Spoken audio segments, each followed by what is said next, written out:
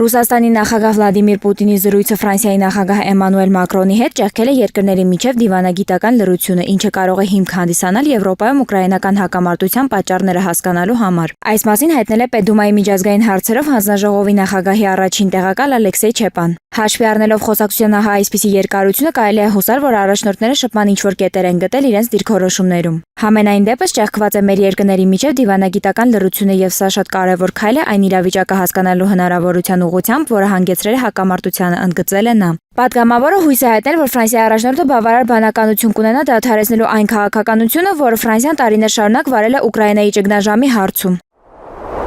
Ամերիկացի միլիարդատեր Իլոն Մասկը մեկնաբանել է Միացյալ Նահանգների նախագահ Դոնալդ Թրամփի գրառումը, որում նա հայտնել է Գազայի հատվածում հրադադարի մասին։ Մասկը նշել է, որ պետք է արժանին մատուցել Թրամփին, ով հաջողությամբ լուծել է մի քանի լուրջ հակամարտություններ ամբողջ աշխարհում։ Հուլիսի 1-ին Թրամփը հայտնել էր, որ Իսրայելը համաձայնել է Գազայի հատվածում 60 օր ժամկետով հրադադարի պայմանների հետ։ Դա հնարավոր է դարձել իր ներկայացուցիչների միջոցով, որոնք տևական եւ արդյունավետ հանդիպում են ունեցել Իսրայելի ղեկավարության հետ։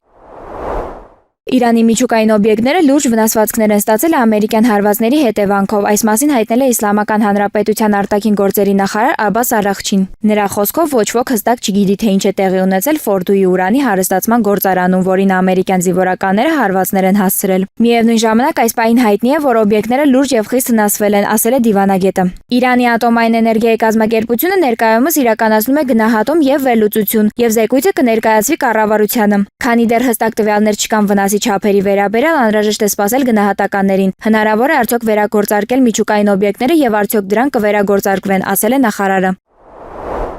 Ֆրանսիայի նախագահ Էմանուել Մակրոնն իր ուկրաինացի գործընկեր Վոլոդիմիր Զելենսկուն ասել է, որ Ուկրաինայի հակամարտության վերաբերյալ Ռուսաստանի Դաշնության նախագահ Վլադիմիր Պուտինի դիրքորոշումն անփոփոխ է։ Այս մասին հայտնում է Bloomberg-ը։ Ֆրանսիայի նախագահը Զելենսկուն ասել է, որ Պուտինի դիրքորոշումը Ուկրաինայում պատերազմ դադարեցնելու վերաբերյալ չի փոփոխվել եւ նա շարունակում է մերժել հրադադարը, ասում է հրապարակման մեջ։